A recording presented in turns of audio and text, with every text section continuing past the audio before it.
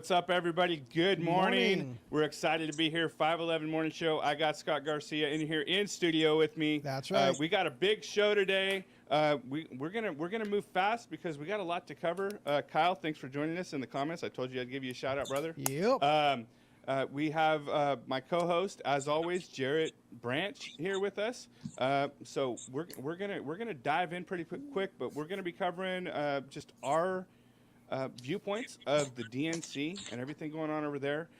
We're going to go around in just a second and have everybody give a quick intro, but before we do, I'm going to do my intro. I'm Mike Harvey, CEO and founder of 511 Media Group, and we are here to help make other people's voices louder. As many of you guys know, our mission is to advance the kingdom of God first and foremost. Secondly, bring back values and morality to our country. So, Jarrett, go ahead. Hey guys, I'm so excited to have our guests on today. We're doing some amazing stuff. We're going to deep dive into the DNC today.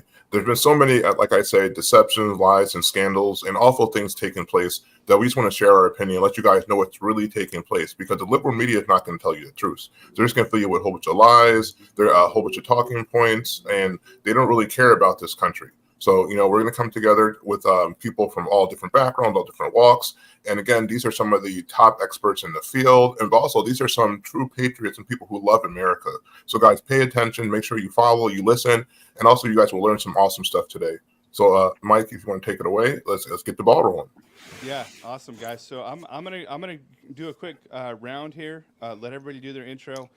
Just since he happens to be in studio with me, Scott Garcia, why don't you go first? I'm Scott Garcia. I'm a local pastor here, lay pastor at the church that I attend, and I have a podcast here on 511 called United Opposition, where myself and a person who's actually on the left, we kind of talk and try to show everybody how logical and civil discourse can happen here in our world, and I think we need more of that. Awesome. Thank you, brother. And quick shout out. Hello, Bijou McMillian. Always love the McMillians. Speaking of McMillians, Emma Sarah, you go next. Hi, I'm Sarah McMillian. I am the host of Ignite Voices TV. We are a politically based charged show where we are shifting the culture's narrative. We're all here to learn the truth. So that's the heart of our show. We cover social issues, and I'm just happy to be here. So thank you. Awesome. Glad to have you, as always. I was excited when I saw your name pop up on the schedule. Okay, let's go Gerard next. Yeah, I'm Gerard, the owner of Stand Up Now Apparel. I also have a podcast called the Are You Listening Podcast. The purpose of our brand is to put God front and center, because we know that when we put God front and center, he is the core of everything, and he's the one true uniter. Every politician wants to say they can unite, but truly God and his Holy Spirit is the one that can. So we design apparel to put God front and center, to have those tough conversations. On our podcast, I have a co-host over in California where, similar to what you are doing, we talk about issues and topics of the differences between Florida and California and how we can come together on those issues. That's awesome, man. You got a dual coast podcast hosts just like we do. Yep. Let's go with my brother from another mother, Kenton Young. Good morning, everybody. Good morning. Happy, Wednesday to everybody. Kenton Young here. I'm actually happy to be the state director for Blexit in Florida, the beautiful state of Florida, Sunshine, Florida, and also connected with an organization called Family 2 as well, where we basically work in primarily low-income communities and lifting the family and teaching them faith, family, and freedom. I'm a family man. I love God. I love my country. And I'm here to take a stand against all this foolishness that's going on while proclaiming the name of our Lord and Savior across this world. Thank you, brother. Nice. Let's go next to Viv Ivy. Hi, I'm Viv. I'm rather new to the space of sharing my voice online, but I've recently entered the conversation, and thank you, Mike, for inviting me here today. I've been inspired by a lot of people like you guys to share my voice. I'm a former vegan activist, a former LGBT activist. I've lived in Portland and Seattle. I've watched a lot of these peaceful protests go down, and I've watched a lot of my local officials cave to them. I have since switched to Team Trump, and I'm just here to share my story with anybody who wants to hear it. Awesome. Love it. And I love getting your voice out there, Viv. Yep. Okay, so Red pill. let's go with Dr. Kevin next. Dr. Kevin McGary. Hi, everybody. It's really an honor and a privilege to be here with you guys. Such august voices of change in what's happening right now in the culture. I am a co-founder of Every Black Life Matters. We're the righteous and faithful alternative to the crazed Marxists and hateful people of BLM. And really fundamentally, we're trying to illuminate the fact that all lives matter. Every life matters. God is not a respecter of persons. And therefore, where every Black life matters, because that's exactly what it means. It means that we recognize that when Margaret Sanger started her mortuaries, Planned Parenthoods around the country, and put them within walking distance of 90% of the Black and brown communities, that this was a specific strategy for Black genocide.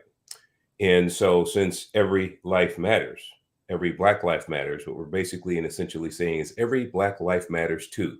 So whether you're a faith person or a moral person, we should stand together and stand against the onslaught of Black genocide in America today.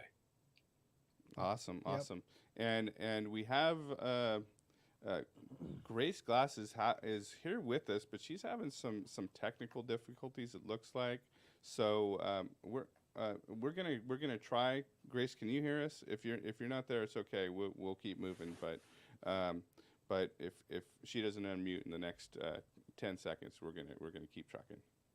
Okay. All right. So we're gonna jump into the first question convo here, guys, and the way we're gonna roll. So everybody here knows, and we talked about this a few times before we started, but since Jarrett is the co-host here with me, we are going to kind of alternate back and forth on asking just questions that I think are relevant, and we're gonna probably not call on everybody for every question, but we're gonna definitely call on everybody as the show continues to move on. And if there's a question y'all are interested in talking about, raise your hand, and Darius will bring you up on screen. Darius, if you see someone raise their hand, go ahead and bring them up on screen because I can't see everybody perfectly well. My eyes, I'm getting old, guys. I'm getting a little bit We'll older. need some glasses soon. Well, I brought them on stage, but I can't see the screen with those glasses. I just got readers. But we're gonna first kick off by talking about just the contrasting the platforms. And I saw a video this morning, and some of y'all saw it. Charlie was talking to somebody at the DNC. It was a young kid who was kind of on the fence. And go ahead, Darius. A young kid who was kind of on the fence, and he was saying, you know, where are you looking? And some of you guys might get mad at me for saying this, but you know, I just speak my mind, and you guys know this. I'll be the first one to say, Trump can at times be a jerk, and he has been, and he's been known to be a jerk, and I think that's one of, if not people's biggest complaints about him. And that's a very polite word to use. It is, but people, you can't deny the track record of the 4 years under Trump, 4 years under the liberal Democrat administration. So the first question I want to ask is, we'll go round robin here, but let's compare and contrast the healthcare, education, economy on both sides. What the platform is, because I think at the end of the day, the platform is more important than the person, and that was the point of the video that I was referencing from Charlie, because the person's in office for a few years, but the platform will continue on and continue to. Yes, you can, Emma.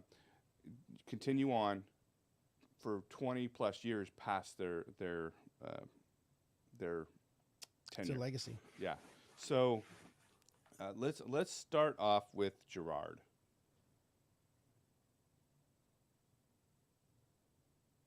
You're muted, brother. There we go. Yeah, so the main difference is, if you guys saw Kamala Harris's speech the other day where she came out, she is basically more government or less government. That's what the DNC stands for. They may want to be involved in every aspect of your life. They want to regulate how much a business can sell something for. They want to control every aspect of your life, where from the Republican platform, it's the opposite. They want less government. To me, that's the clear stance between the two parties. If I had to pick one thing, That's it. Awesome. Yeah. Awesome.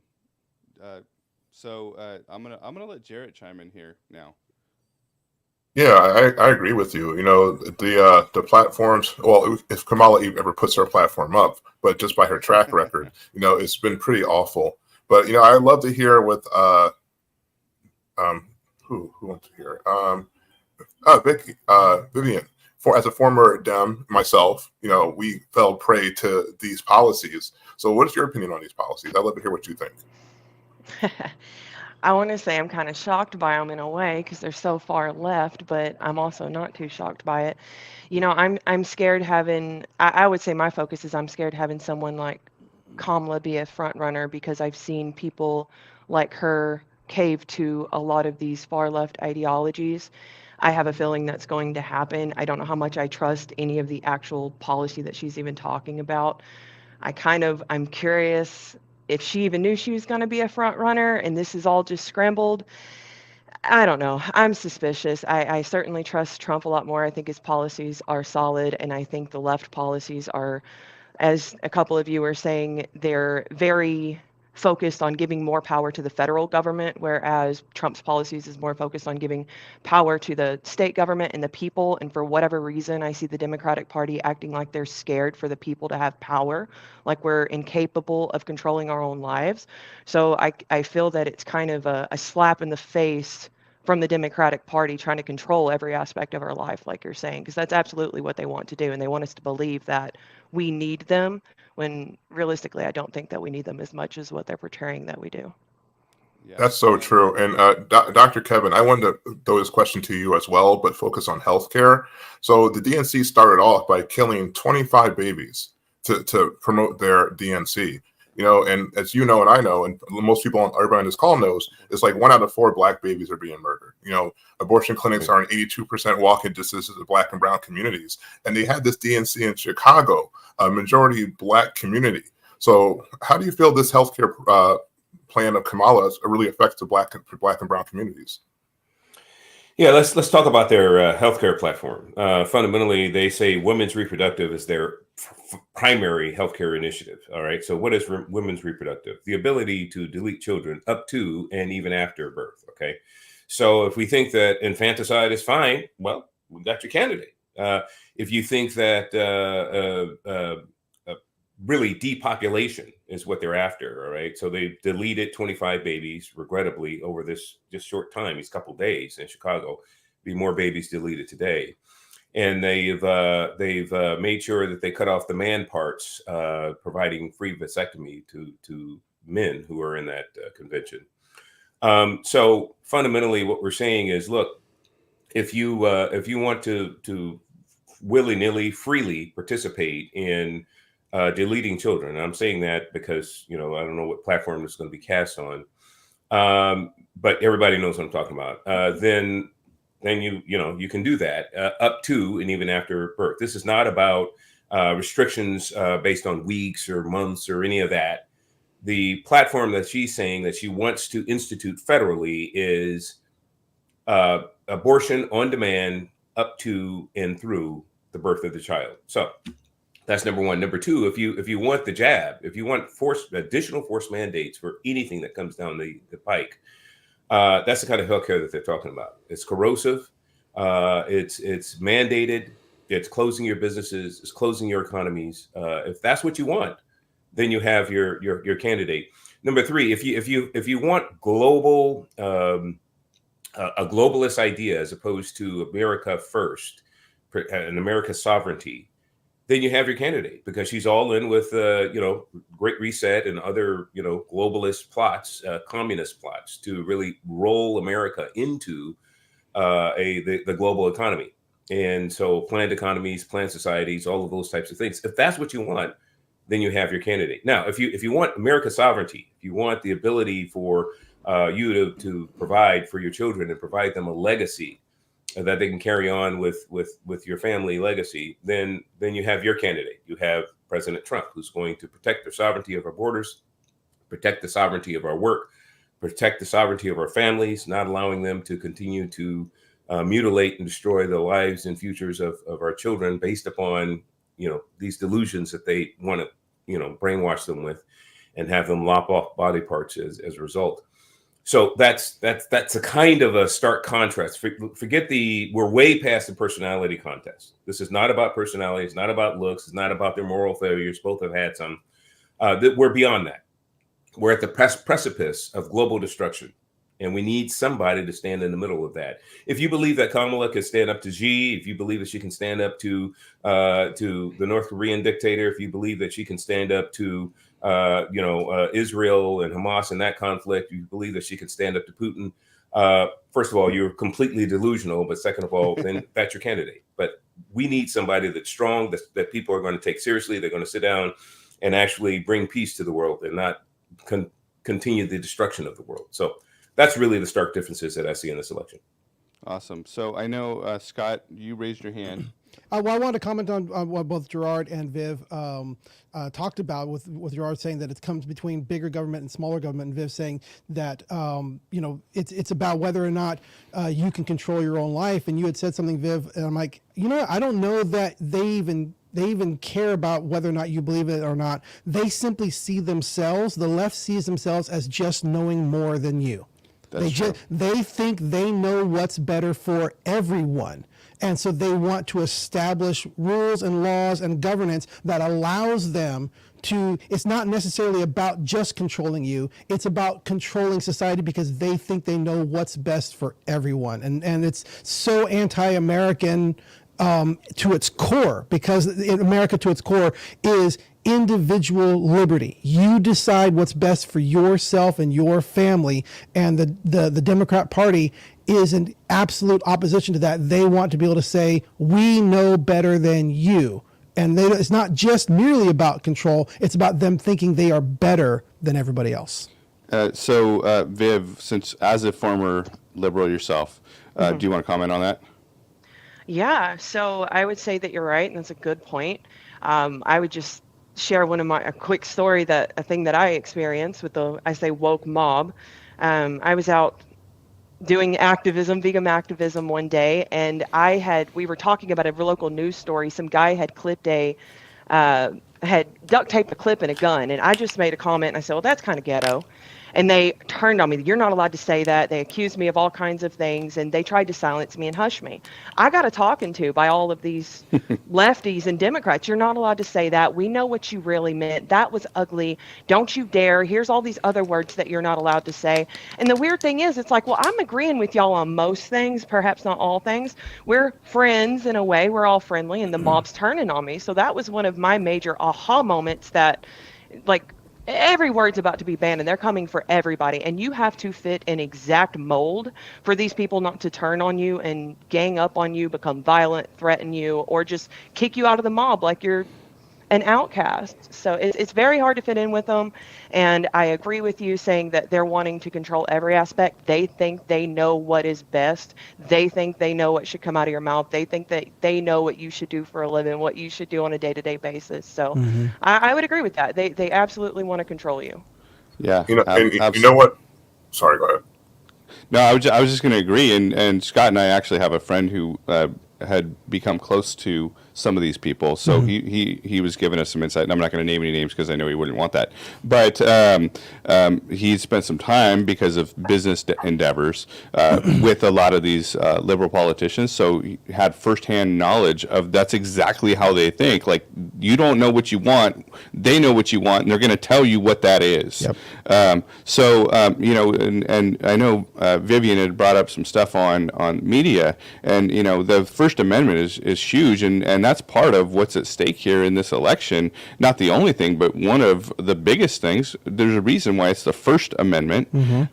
But as someone who is deeply entrenched in media, Emma, Sarah, I'd like to get your opinion on just the influence of the narratives and the public opinion and how they're trying to influence that. Well, first of all, I think I'm a woman of God before I'm anything, and I do have a family of 8. And together, as we're in this media company, in this media world together, we know that the enemy comes to kill, to steal, and destroy. Okay, and he also is a liar. And so right now we know that, media and social media is of the air. And so I'm talking like a spiritual principle right now is if the enemy is over the air, he's taking a hold of the airways. So social media is filled with lies, and more lies. So we're here today, to shed some truth to some things. And so when we come and we see, what the DNC is doing, I just watched a video today, like a replay of what they were saying about Trump, lies, and more lies. But even on the talk of, what we were talking about for our population and abortion, when I was watching it, Lila Grace, who is the founder of Live Action, she gave some really key quotes that I wanted to say, because not only am I the talk show host of Ignite Voices, but I'm also the founder of the Mother of Change movement. Okay. And so she said, because it was like a carnival over there, right? They had plastic IUDs. They were mocking motherhood. But one of the things she said is that the DNC is literally trying to make motherhood like a disease and a curse. So when we're thinking about, who to vote for, and we're looking at the different platforms, do you really, as a mother, okay, I have 8 kids. That's why I wanted to say how many kids I have. As a mother, do I really want to vote for a party that is making motherhood a disease and a curse? And then she said they're mocking motherhood, parenthood, and then, as we all know, we've all heard already, they actually had pre-scheduled abortions. They exceeded that. Initially, I believe that they had 10 children were pre-scheduled to be, I would say, sacrificed, okay, ritualistic at the DNC. So, yes, they are liars, but they're also shifting the narrative of death. And going back to, the term abortion, well, I don't want your, I'm trying to think here, we don't have to get flagged, but this is the main thing we need to know, all right, is that unliking babies is really a depopulation plan. And where does depopulation come from? It comes from the enemy himself. If Genesis 1 says to go forth and multiply, then what does the enemy want to do? He wants to shrink population. And so I would say that, as far as the DNC's platform, okay, because I'm always looking at both sides. They're saying, well, it's not really the DNC that had Planned Parenthood out there. We didn't call them there. Maybe they didn't. But has anybody, I could be wrong on this, has anybody seen them opposing it? Has anybody seen them putting it down? Has anybody seen them saying, no, we don't agree with this? No, they're all in there. Hillary got on the mic and first thing she's saying is woman's choice. We all know that means pro-ending a baby's life. So for me, a woman of God, to vote for a party who is literally having motherhood as a curse, who is looking at depopulation, seeing children as a parasite or a problem, is a problem for me. So, amen. Well said. Yeah. Yep. So I don't know if you've seen this morning. I was watching a clip seen something on the news feed. I guess actually it was that there is a group of liberals that are very pro-life. So the liberals are going so far to the left that they're starting to lose part of their party, because these pro-life liberals are like, well, is there any space in the party for us? There is not. And yeah, exactly. There's not. And so they're like, well, I think we're going to vote for Trump, and we've been classic liberals for all of our life. And that's the thing we've seen. Like we see all these media personalities, right? Just continue talking media there, Emissary. But, we've seen Joe Rogan, Elon Musk, even Bill Maher is looking like he's almost a conservative now. He's so close. Yeah, right. And because the party has gone so far to the left that these guys are like, we don't have a home anymore, right? So I know we had a comment that came up in here as we're talking. Go ahead and bring that up, Darius. And I'm going to let Jarrett kind of speak on this, but this is going off of just exactly what we're talking about, and this is one of our viewers. Jarrett, go ahead. Yeah, because they don't want you to have a God. They want they want the government to be your God. They want you to rely on everything for the government. So they are turning to a dictatorship. Everything they said that Trump is going to do, or that whole boogeyman thing, 2025 nonsense, that's what they want to do, and that's what they're doing. And they started this by diving headfirst into identity politics. That was a big elephant in the room during DNC. Everything was black or gay or trans or some else. It was just unnecessary. It wasn't what's going on with the party, and it's not really reflective of the country. I want to ask this why I have Kenton on the call, because your work with Blexit, you see this firsthand. You're getting people to switch over. You're getting people, to wake up to what's really going on in their communities. But how do you see this identity politics affecting, us as a nation and our unity? Well, excited to be here on this broadcast with you all today. As I was hearing everybody give their dialogue on everything that's going on right now in our country and stuff, and firsthand working with a lot of these children in our education system. One of the organizations that we work with Blexit is an organization called FAMA, and they have a school, and it is amazing. Media, I've heard the term media controls the airwaves, and the children come into the school, they hear this good news because it's a Christian school. They hear the good news, information being shared with them. Then they go home, and then on their TV, they have these other people or news, whatever it is, and it's now telling them, things like, hey, you can change your gender. One of the things that came up was in one of our discussions was a little girl was playing with her dolls. And as she was playing with her dolls, she had 2 girl dolls. And so the child brought up, she goes, hey, I'm going to take this doll and I'm going to cut the hair off, and I'm going to turn it into a man doll. And then this girl doll is going to become a man, and it's going to be married to to my other girl doll.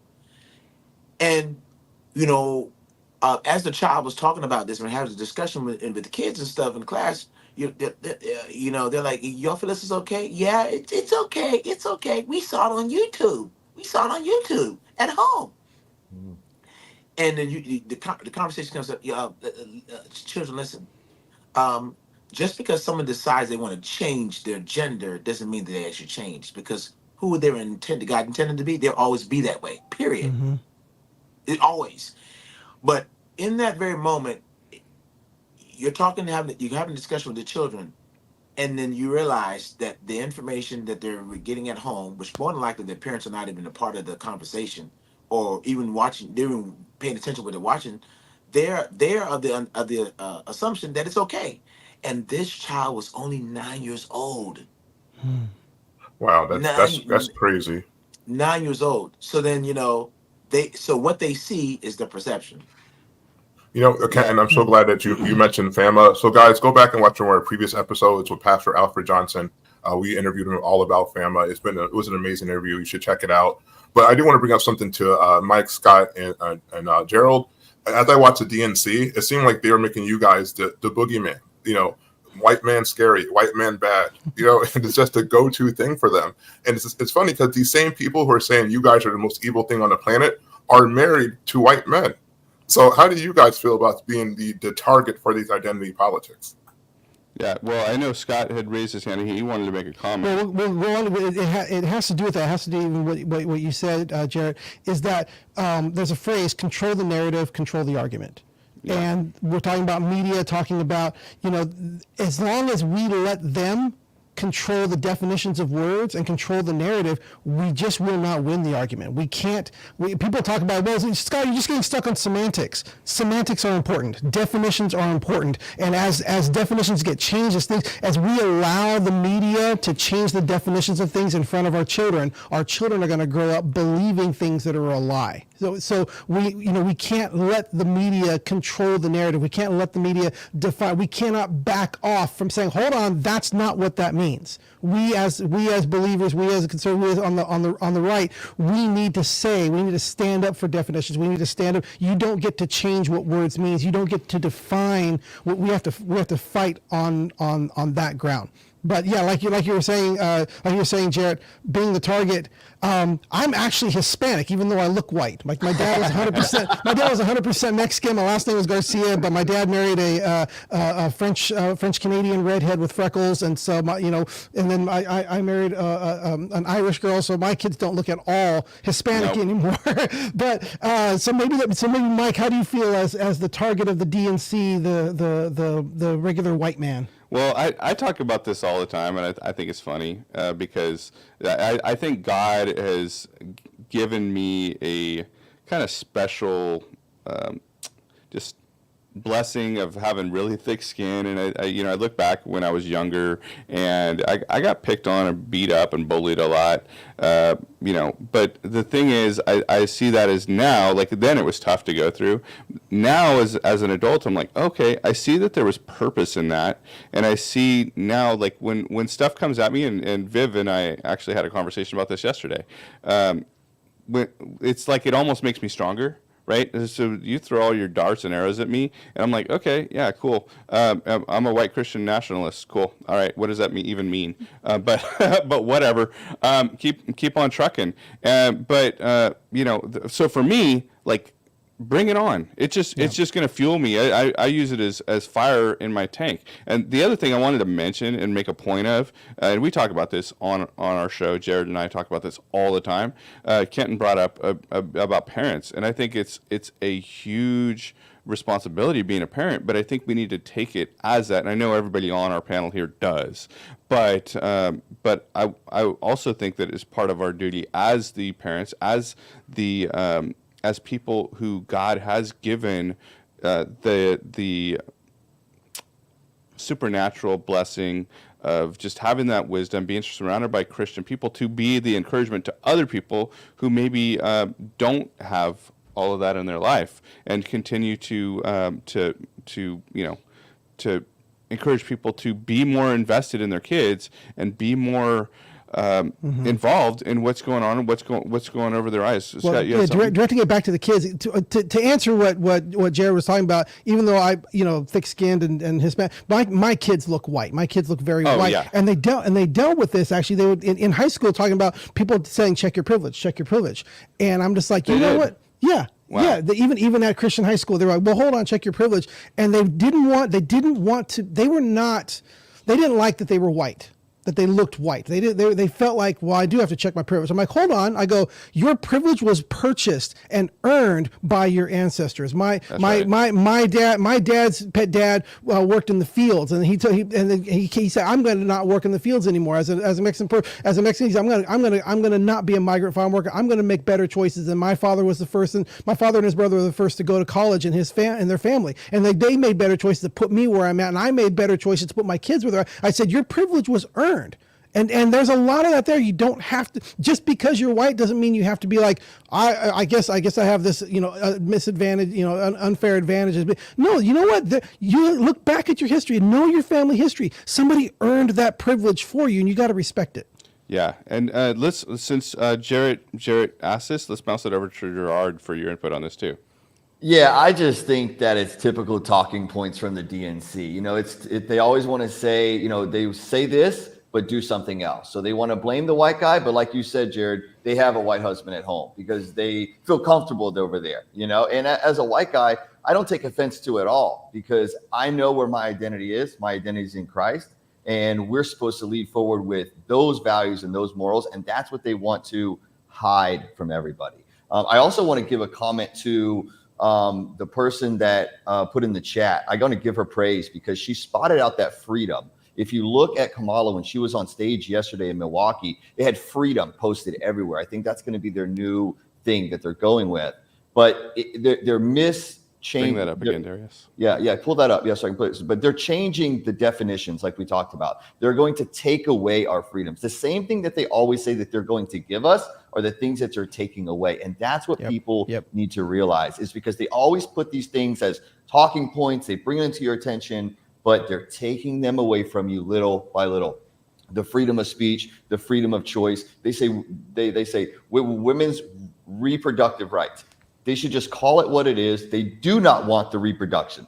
That's what they want. They want to take it away. And Emma, you are spot on to say this is a spiritual battle. Just the fact that they are there doing abortions and vasectomies on site. We know what happened in the Old Testament with the gods of Moloch, and we are in a spiritual world. And if God created us to be fruitful and multiply, they want to take away that right. That's why they're doing abortions and vasectomy, because they want to take away our God-given right and purpose to control people in every single way. And they're going to use the divisive language. They're going to talk bad about the white guy, but then they're going to bring up, I pushed myself to listen to Obama and Michelle last night, what they had to say. And they constantly talked about racism and that Trump was afraid of a black person. So the same person that's saying the white people are bad, they're interjecting race into this conversation, and it should have nothing to do with it.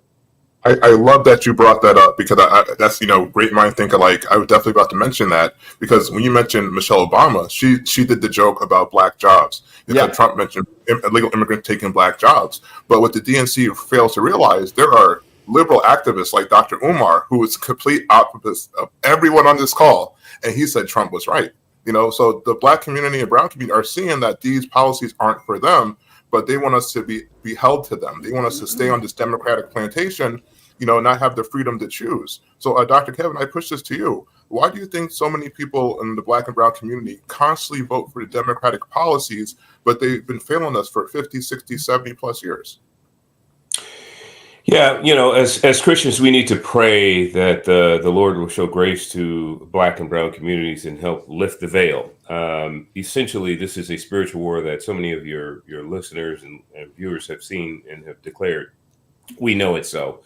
And so, because what we're seeing, especially within the black community, and the lack of results of this administration for blacks en masse to continue to support such a treacherous platform, completely anti-God, completely anti-American, completely, anti-family, for any blacks to continue to support that, that we're suffering generally from Stockholm syndrome.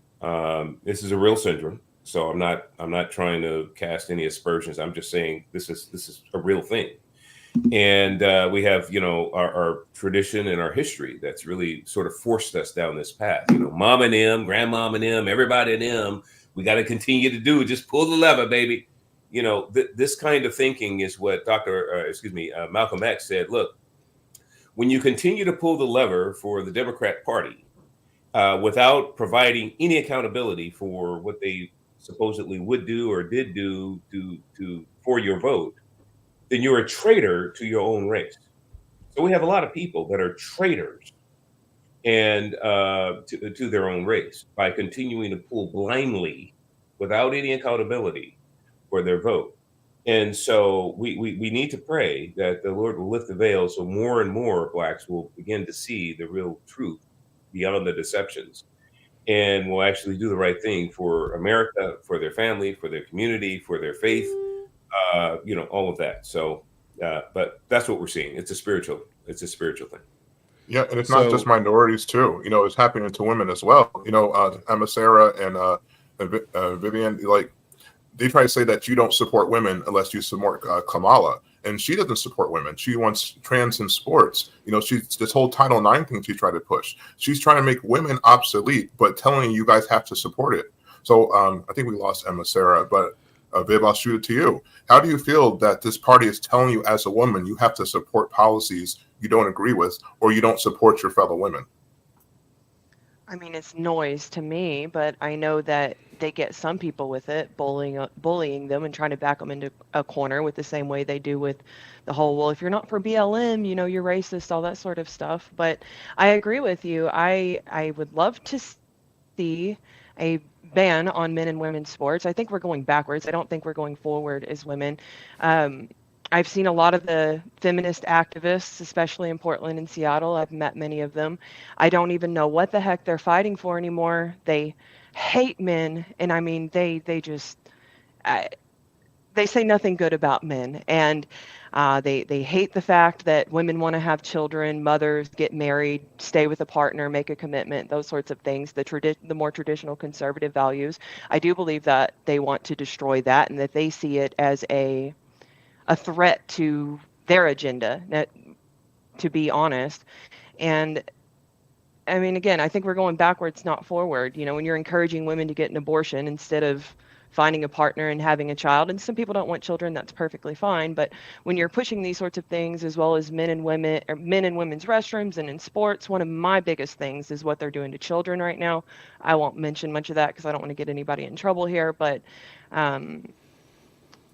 Yeah, I think that they're going to continue to, I have a feeling they'll continue to add to it as they have throughout the years, and it's going to get worse, not better, just because they want to demonize the traditional values. And they do have a lot of people, especially in these echo chambers in these deep blue states, a lot of women particularly, convinced that that's the right way to go, convinced that they're on the right side of history, that this is a good thing for women, that we're being inclusive, that we're fighting for women's rights when really I don't even know what we're fighting for. It seems like we're fighting against women's rights, you know? Well, I don't even see how they can say anything about fighting for women's rights if they can't even define what a woman is. Like, they can't even define what a woman is. How can they at all stand on any platform talking about women's rights?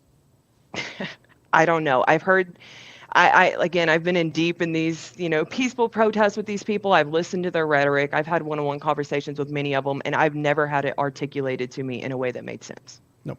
Yeah, so let's go to Emma next, and then after Emma, we're going to go to Grace. Grace, I'm glad we got the issues resolved on your side. Emma, go ahead. Thank you. So I want to talk about Walsh because he is a very big part of this campaign. And I don't think that a lot of people understand that. For me, Kamala is dangerous. And Walsh, to me, feels like Kamala on steroids. And together, they are literally the most demonic duo I have seen in our history of a ticket. So I just want to put that out there, first of all. And I also want to preface this by saying, if the freedom of religion is important to you, if the freedom of speech is important to you, if protecting parental rights is important to you, then you have to understand what this platform and what this ticket specifically is about. And specifically for Timwal, when we're talking about freedom of religion, we can go back and look at their history. And what I love about this election, guys, is that, we've already seen President Trump in the White House. We've already seen what he's done. Kamala has been also in the White House for the last 4 years, so we can see what she has done. We could easily look at Tim Walsh's history as the governor of Minnesota. And when we're talking about religious freedom, we're all here today. Those of us on the panel, we're here as people of faith, okay? And I'll tell you right now, he's already shown his true colors of what he wants to do for religious freedom. First of all, he is hell-bent. I'll tell you that right now. He is hell-bent. He is vile. And during the lockdown, he actually had multiple lawsuits that were related to religious freedom. He actually, when it came to like comparison of secular gatherings versus religious gatherings, I have a little stat for you here. It says, well, retailers were allowed to operate at 50% capacity. Religious gatherings were initially only limited to 10 people. And of course, he got a lot of pushback on that. A lot of people came out against him, but that was his doing. He didn't want churches to stay open. So we already know that he had to push back. He was trying to push back religious freedom. And then when it comes to parental rights, he is an advocate, and he was also a supporter of gender affirmation. But specifically, he's created Minnesota to be a refuge for the gender affirming families. But this is more important for you to know, is that if you, let's just say you were in a relationship and now you're a dad and this actually happened. I've seen this happen. I don't remember if somebody remembers or has the information on what state this happened. I'm not sure. But there was a dad who had a child with the woman. The woman wanted to raise her son as a little girl. The little boy did not want to be a little girl. Every time he went to his mother's house, can you guys just imagine, this is the world that we live in, that a mother would want to dress up her little boy like a little girl. Why? Because you look at the DNC, you look at what their platform is, and if they cannot say what a woman is, how the heck are we supposed to raise boys that are boys and girls that are girls? But they want to put this, and if they don't want to, they are doing it. The curriculum is pushing this gender, androgyny, which is a plan from hell. I can go like a whole spiritual route for that. But the spiritual androgyny is not new, just for those of you who are new on the spiritual understanding of things. The spiritual androgyny is not something that is even new these decades. It's something that has been done for eons ago, centuries ago, that has just resurfaced because of the immorality in our nation. Okay. And so, as I'm wrapping this up, I just want to say, this is how it works. So say that dad now who separates from the wife or the girlfriend. She goes to Walsh's Minnesota. Okay, what she will do is she will get refuge, legal refuge, from her husband coming after her, because say he's in a state and they don't want a child to get hormone blockers, and that dad says, I don't want my little boy to be a little girl. She could run over to his great state, which should be great without him. Okay, and then get the protection that she desires, not needs, but desires, so that she can go give her little 6-year-old hormone blockers, or get a child MAME and still have some legal protection. So this is what the ticket's really about. See, that's so scary that this is type of policies and kind of strategy that they have for the country. And also, this is kind of a great segue into bringing Grace in. Grace is one of the most brilliant political minds that I have come across. And guys, I worked in politics for a long time. I know I blow any smoke when I say this. I mean, she is brilliant. So this would be a great question for her. And then, so Grace, can you give a short introduction to yourself? And also, how do you see the current political strategy for the DNC and Kamala, and how would this strategy affect the country if they were to win? Great question. So yes, my name is Grace Glass. I'm living in Tallahassee, Florida right now, running for office for State Representative District 8. And I'm happy to be here. Great question. The platform for DNC now, one thing it lacks, or two things it lacks, is decency and order. Decency and order. And I believe that Harris and Walsh, their strategy to try to galvanize the Black vote, the LGBTQ community, immigrants, is all based on their fear of losing complete power and control. The more that the facts come out about not just the Republican Party, but just the more the facts about our democracy as Americans is instilled on social media and the news, in our history books, in our classroom, the truth about our American values, it brings us back to sanity, back to peace, back to harmony, back to unity. The last 2 nights of the DNC has been a complete disconnection between the American people. The only thing they really promoted and advocated was the fact that Kamala was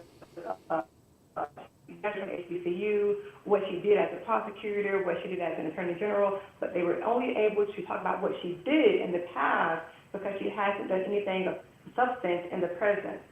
The DNC and the direction, the platform they're going on is completely a disconnect from the reality of the everyday average people, not just white Christian males, but the everyday Black women, the everyday just a teacher, educator, firefighter, police officer. There's a complete disconnect. I think that if Kamala Harris and Timwal really want to connect with the people, they need to go to house, really canvass, and sit down. Not just sit down with the people who are your base, but sit down and have those everyday, they call them kitchen table talk conversations with average, everyday Americans who might think differently from you, but they don't want to do that. They're not open to do that. Their mind isn't open to do that. Their heart isn't open to do that. They don't want to do that. If they really want to see a spot of unity for America to get back to democracy, back to unity, they need to have those conversations. But again, they're pushing a demonic agenda. I know that we're all here Christians. We pray. We have a lifestyle of prayer and fasting, and that's what we need to do more so in America than any other time in history. Our country was founded upon Christian values, on scriptural patterns and structures, and that's trying to be depleted and snatched away from us. So we can't let that happen. So we've got to continue to do our part as Americans, and first and foremost as Christians. But their strategy is just to completely keep decency and order outside of their platform and to panderize to the LGBTQ, the Blacks. But I'm so happy that across the nation, Blacks are waking up. And Blacks aren't just saying, they're not just saying, oh, I'm not voting for her because she's Black. They're saying, I'm not voting for her because of her policies. So they're working, they're doing their homework. So it's good to see. It's really refreshing to see this happening. Yeah, the left is not interested in having a discussion. The left already believes they know what's better. There is no need for a discussion because they already know what's best. Yeah, absolutely. So let's go to Gerard next with the same question. Yeah, I just feel that, if you look at what they talked about yesterday, Barack Obama came out and he said that right now the rest of the world is looking at us. All the world is looking at us because never for more than 248 years has a nation been able to do what we're going to do. And they want to push democracy. What he truly was saying in that speech is that nobody has ever been able to take a nation that's built as a constitutional republic and completely transform it to be a part of the New World Order. And that's the agenda that they're going after. So they're telling you the truth, but they're doing it in a way that if you're not in tune to the laws, the politics of what's happening, really going on, then you're going to completely miss what's going on in the picture. And I just saw that they did that. And Grace is right, that it comes through faith. You know, faith is where this is, you know, Emma hit on it as well. This is a spiritual battle. The only way that we're going to unite and allow this to happen is when we put God at the center. And that's where I think a lot of, you know, the Black community who has a strong faith foundation is waking up because they're seeing it. You know, whether unfortunately a lot of people grew up without a mother or father in the household. I did that. My childhood was like that. There wasn't a father in the household. So there was that elder, you know, there was the grandma or the aunt who had that strong faith value. And we see these things happening now. And as we've gone into the word and dived into ourselves, we see it. The veil's been peeled back over our eyes. So we know that that's at the core. What I'm truly afraid of is that so many migrants have came in and that they are no longer needing as much of the Black vote, the Democratic Party isn't, as they leaned on in the past.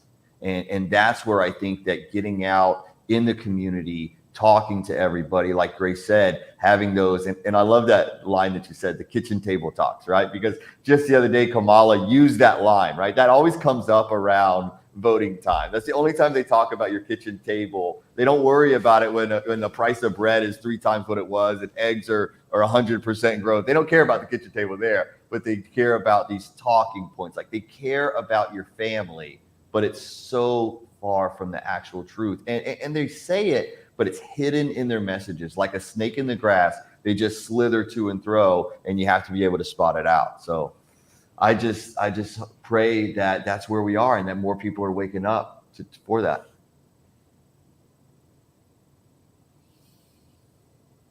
Yeah, that's fantastic, and I'm glad so many people are waking up. We have great organizations like 511 Media, Blexit, Turning Point USA, Moms for Liberty. I mean, there's amazing groups out there truly helping people, waking them up. But we all have to do our part. So I just want to throw this question to everyone. We have a little bit of time left. What would you guys tell voters who are on the fence about voting for Trump, or we can even take Trump out of the equation? What would you tell voters who are on the fence about voting for a conservative candidate? Let's go to Grace first, since she hasn't gotten a chance to speak much. Thank you. I would tell voters to consider longevity. What do you want your future to look like in the next 10, 15 years? Do not just vote based on your present circumstance. Think about the future. Make your decisions today for tomorrow, for the next 5, 10 years. That way you're not just considering yourself, but considering your family, your environment, your city, the city you live in, the state. And don't just think about yourself. Think about the longevity of the person and the policies you're voting for, and to think about how their policies are going to impact you in the future. It sounds good to, oh, I can get an abortion right now. Oh, we're going to have more money right now. Oh, those instant promises are just failure. So think about longevity, and don't think about just yourself and you, but think about the state of your family, your city, your state, your nation.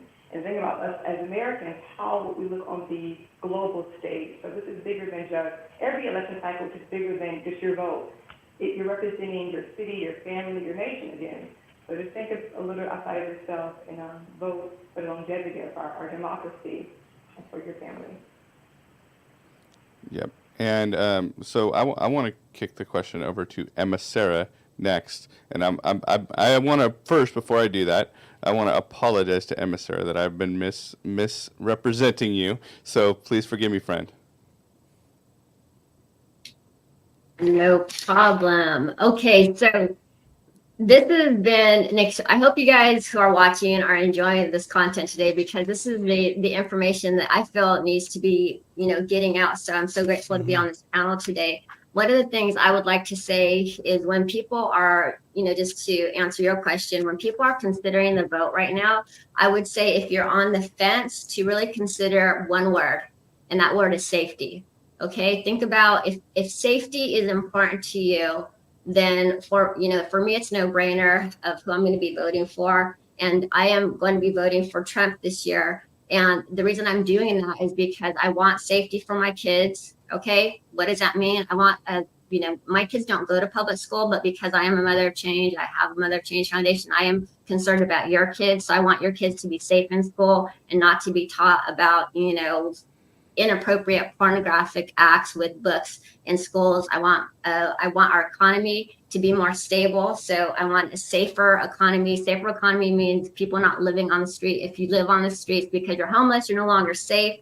I want our freedom of speech to be a safe place. I want to be able to say I believe in Jesus Christ and not get taken off the air. I have a friend, you guys, who just started a podcast maybe 2 weeks ago. He's had maybe 49, 50 guests, very God honoring, not too super controversial. Do you know, they took his entire page down, like overnight. It was gone this week, and they didn't say why, and he lost everything. He had about 7,000 followers, about 49 interviews. He lost everything. So if safety of the freedom of speech, to me, being able to say what I want provides a safe place to say I don't like something, I do like something. And that's just, for those who are on the fence about what's important for you. I just wanted to say that as, an answer to your question. But I do want to get on here, because I don't have a lot of time. I do want to address some of the things that Obama said.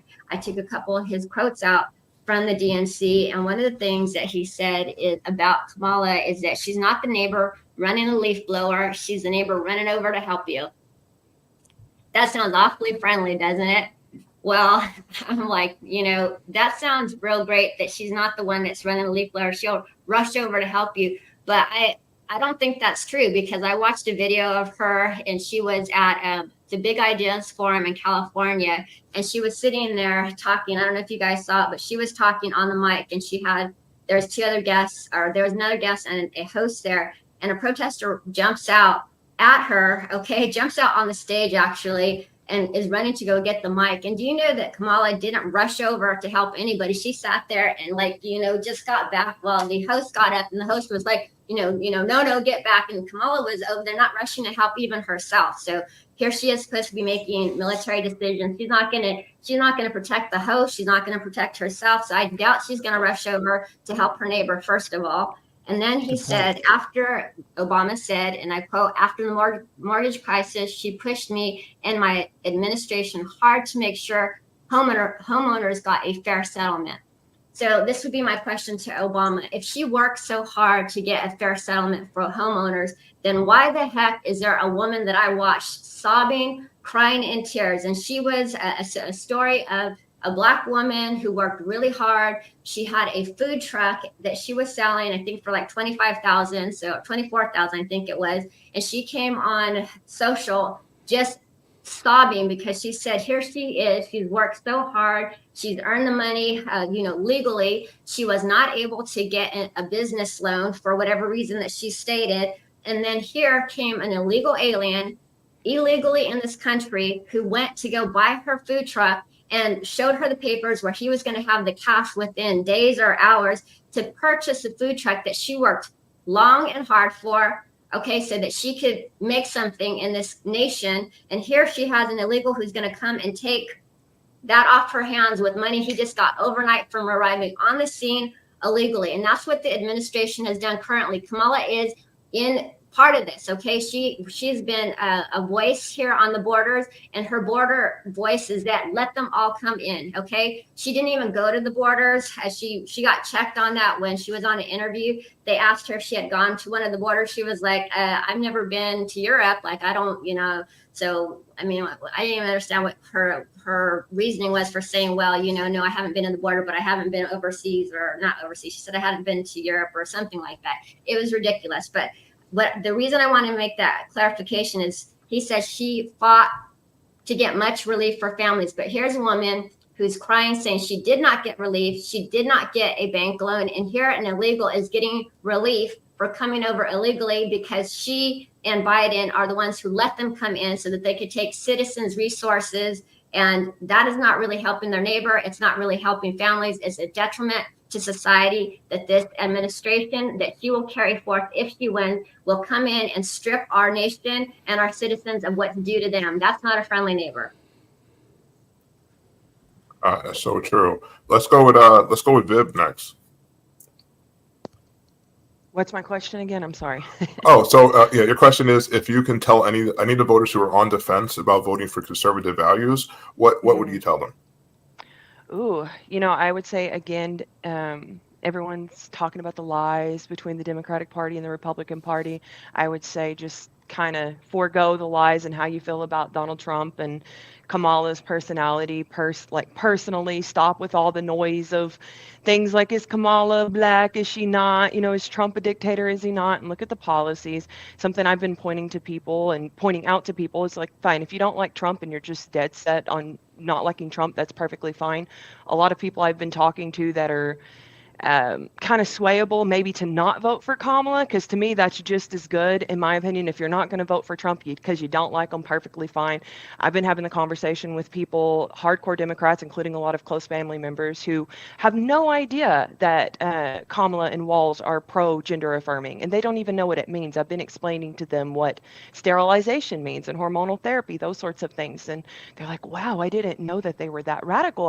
I didn't know that Kamala was talking about price caps. They're just not in tune, because what they're hearing is them saying how bad Trump is. Trump's bad. They're hearing all these quick sound clips and all the dogging and ragging on Trump in a sense, and they're not even hearing any sort of what Timwal's and Kamala is about. So that's something that I've been focusing pretty hard on, as well as just sharing my story with them of like my opinion on these people is that they're coming for you next. They want to silence me first when I barely started disagreeing with anything that they were about, and they just wanted nothing to do with me, demonized me. I'm part of a cult that they're now against, in their minds, and they're coming for you next. It's just a matter of whether you vote them into office and you give them more power and you let them come for you next or not. And I don't think that I'm speaking, when I say that, I don't think that I'm being over the top. I think I'm being realistic because I've experienced it myself, but I'm more so focusing on letting people know what Kamala is about, because most people, the people that I believe that could potentially be swayed, people I know personally, they don't even know what they're voting for potentially. They're voting against Donald Trump. Let me put it that way. They're voting against Donald Trump. They're not voting for Kamala. But I know a lot of good people who would not vote for her if they knew what they were truly about. Especially if you bring I asked my mother the other day, I said, you're Christian, right? And she said, yes. And I said, what do you think God would think about voting for someone who does these sorts of things to children and supports these sorts of policies? And she had no idea she even supported that sort of thing. And she said, well, I just might not vote. And I said, well, I'm not trying to tell you what to do. I'm just trying to encourage you to think about the future of the children and of our country and your relationship with God and Christianity, and base your vote on making an informed vote rather than a vote for hating for Donald Trump. That's what I've been focusing on. That's a great point. Let's go to Dr. Kevin next. Well, I think that everybody should recognize that we have the privilege here in the United States to see a very, very stark contrast. Most elections in the past, the contrast wasn't nearly as stark as what we see right now today. Here's the contrast. You can choose if you want. If you're sort of Marxist, communist, commie type, it's perfectly fine. You can choose to go full on globalist. You can choose to, just eradicate America as it has been and remake it into a globalist figure, because that's what's at stake. We have central bank digital currencies. We have the BRICS currencies. We have the World Health Organization. All of these organizations have worked very, very closely with the Biden administration and Harris. And they are going full on globalist, reset, communist nation. So if that's what you want, they're great. You have your candidate. If, however, you want America first, you want a sovereign nation, you want the nation that you've grown up with, that you'd love to give to your children and grandchildren as a legacy and as a heritage, as a country, then that's your other choice. Forget about the personalities, like everybody's been saying. Forget about, moral failures that both individuals have had or have purported to have. Forget about that. That's all noise. It's nonsense. It's whether you want America or whether you want globalism. You have two candidates that represent each. So choose what you want, for what's best for you, your family, your faith, and your community, and let the chips fall where they may. Yeah. So, guys, let's go to Gerard next. Yeah, to follow up with that, I would say vote your values, vote your faith, go to what the Word of God says. That was a great point that Viv said that a lot of Christians don't even realize. These things are going on. This gender affirming care, this destruction of children's lives is what it is. Let's call it what it is. And we know what the Word of God says. Jesus says to those who do harm to children, you're better off putting a millstone around your neck and throwing off the side of the boat. So vote your values, take emotions out of it. Too much today. Politics is emotionalized. How do you feel about this one person or that person? It's not the person, it's the bigger agenda. And to just think that just 2 months ago, not even, it was Biden. There wasn't even a Democratic, the party that screams democracy, it has a candidate that not a single American voted for. And in their primary, not a single American voted for this person who had less than 2% of the vote in 2020 when she was running up against Biden. So the machine has chosen who they want.